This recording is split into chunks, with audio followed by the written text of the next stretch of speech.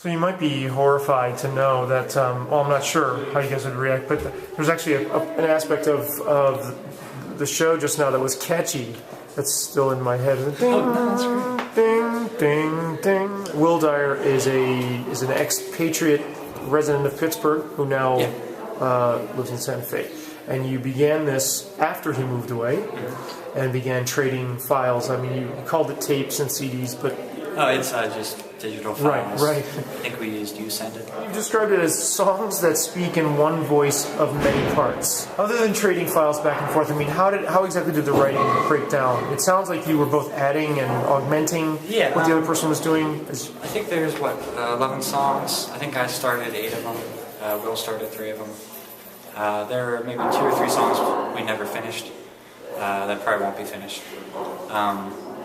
So we would basically record basic tracks to a click track and then develop them. Will did all the percussion, all the drums, added bass guitar and some other things too. I did, a lot of the guitars, a lot of the piano, some of the bass. Brandon definitely did a lot of saxophone vocals. And we got a number of other people from Pittsburgh and Santa Fe to add to it. So it was getting the basic structure and then just doing overdubs over the years worth of time. Which got to be kind of tedious after a while. So the second record, we did all the basic tracks together.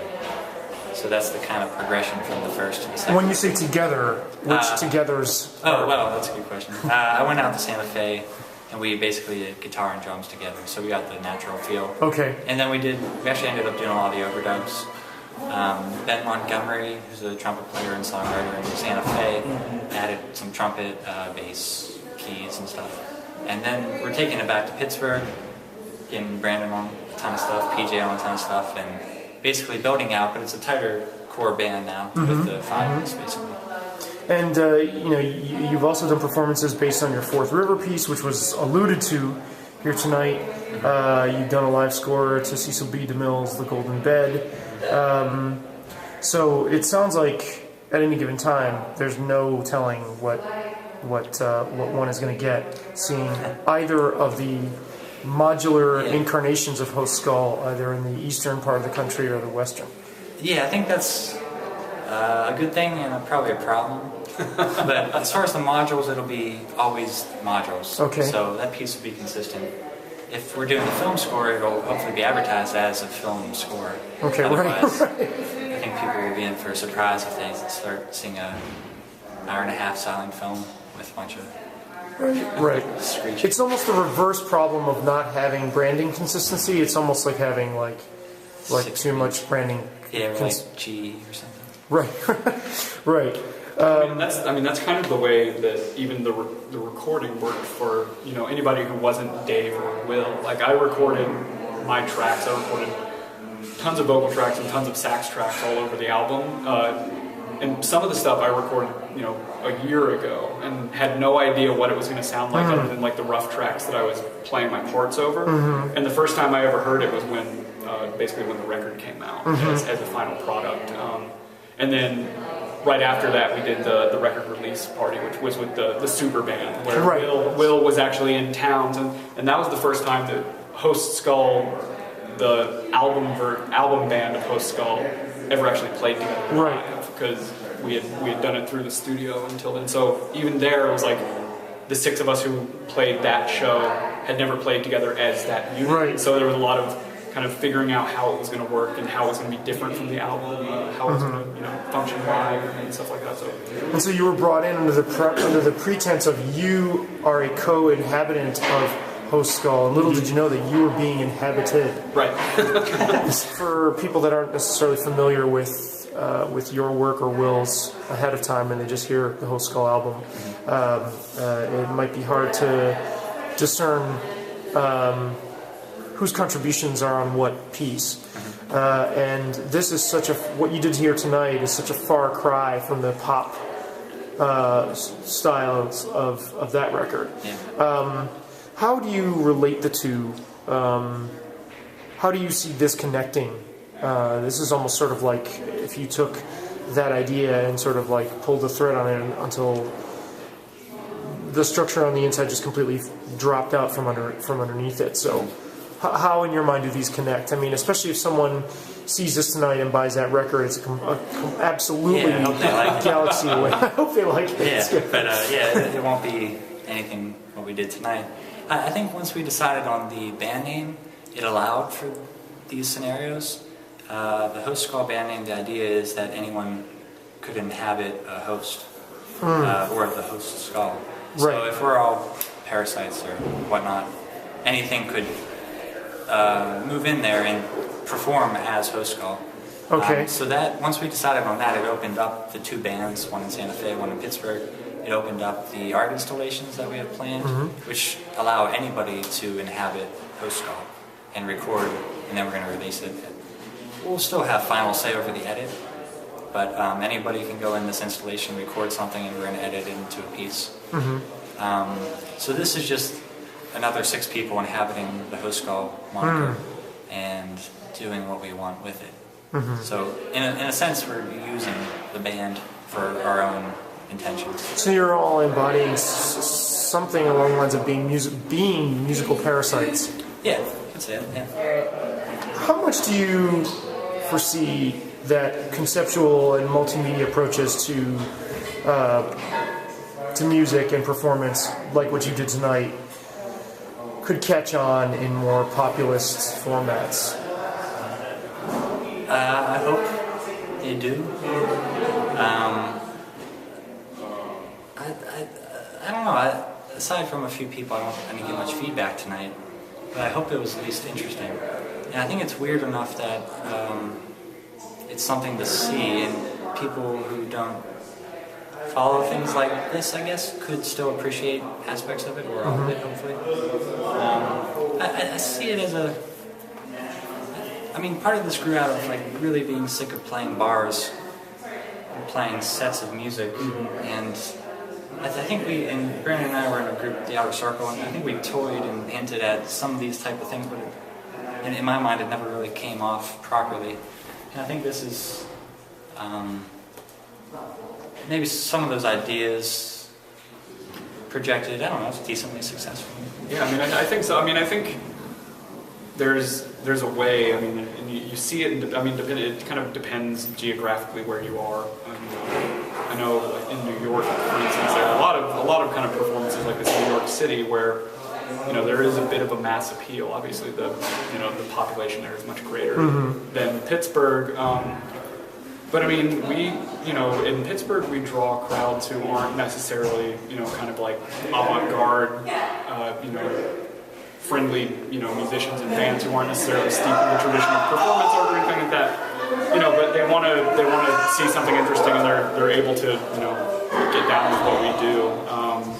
I think part of there's a bit of humor to a lot of the pieces that we do.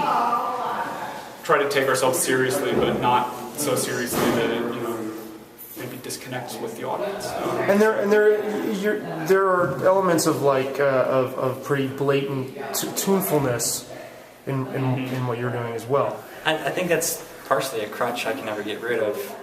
I don't know. I like the tunefulness. You mean? Yeah, the tunefulness. I really like music that's poppy and catchy, and I like a lot of melodic music.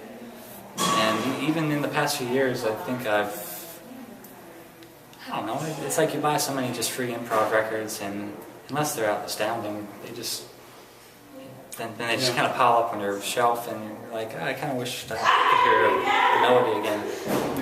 That's something that Dave does really well. Dave writes great pop songs.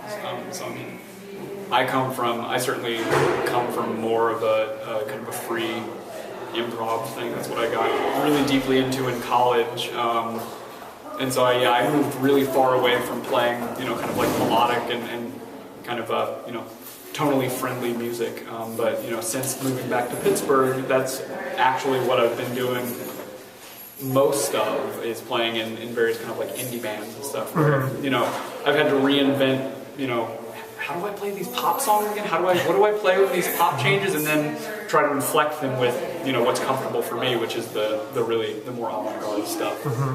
So it's really great. I've worked with Dave on a number of different groups now since I've been back. So now, if someone sees an ad for Host Skull, say in Pittsburgh, and you're using this same trio of musicians, with or without the dancing accompaniment, how averse would you be to playing a set of songs? It sounds like you said you've done that in Pittsburgh, of the type of music you're doing upstairs, but more geared towards, a group of songs. Yeah.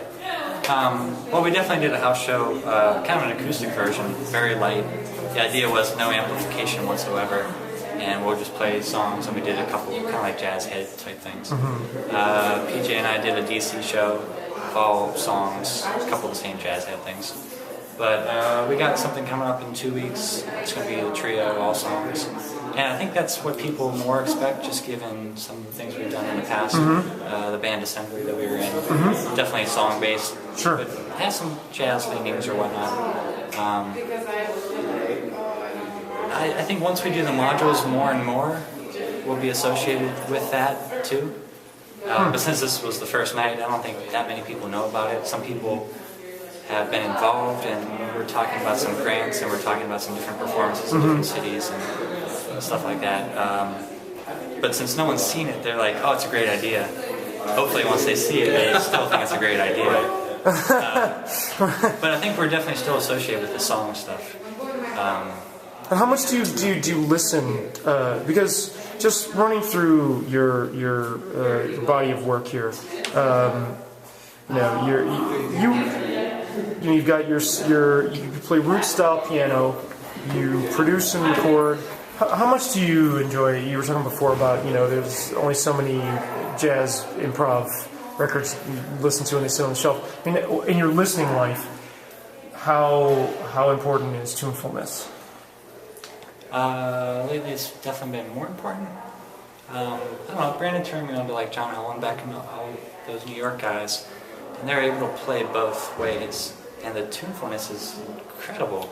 It's just like crazy melody over melody over melody, and it's like a lot of it's not dissonant, it's just really tuneful.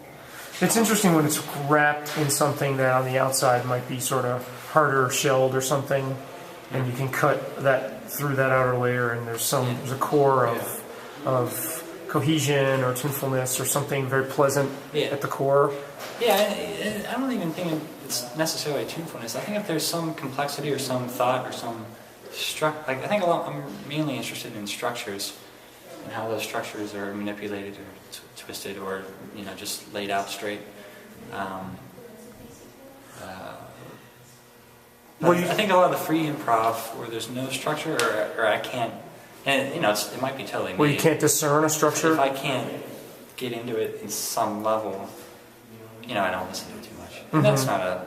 It just sort of goes right through you because there's no discernible structure. So stuff that it seems like it interests you more would be where the structures are being played with in some way or played off of each other. Recently, that's true. You said to me, in 2009, you told me that you were making more like spazzy, quickly, abruptly changing, digitally chopped up music. Yeah. Where are you now in terms of, and yet here you come out with an album that's more leaning towards the pop. I think maybe the result of that was the Fourth River piece, where we have those abrupt changes between the electronic and the organic. I think when I was talking, I probably sent you so much stuff. Yeah, you did. And I don't think any of it was finished, but I think it all filtered into the Fourth River. Okay. And where that ended up going. Because I was talking about I want to do a drone record, because I never did one. And I want to do a jazz record. And getting into wanting to do a genre is probably totally bad news, because you're trying to put something on yourself that is outside of yourself in a way. So where it might be more natural for you to it's like you want to emulate someone, but the Fourth River was actually all that stuff squashed down into something that actually came through Host Skull. I think it's decently unique to Host Skull. I would hope. I don't know. Maybe it's not. But now, what's next for you guys? You've already recorded some on next record. Brandon is about to record on the next Host Skull Yeah, probably in the next month or two we'll do saxophone sessions.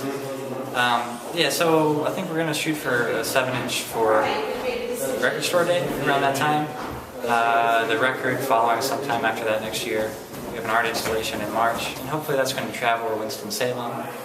We talked about Chicago and Santa Fe. We talked about doing film scores for the Golden Bed here in Rochester and maybe in New York next year. And basically developing the modules. And we'd like to do very small audiences, like 4 or 5 people. So it's a very intimate, unique performance. And maybe even running that performance multiple nights so you get 5 people to experience being in an audience of 5 people. That's not your typical Pittsburgh improv. It's always 5 people. But it's So you're not stretching. That's not a stretch. That's happening. Yeah, it's not a show built for hopefully 50 that only 5 people go to. It's a show built for 5 people. And the performance gets very close, maybe awkward, maybe uncomfortable, or maybe just very melodic. And that was another thing I wanted to ask you about. The whole Chicago connection and how you ended up hooking up with contraphonic, antiphonic. Could you talk about that a little bit?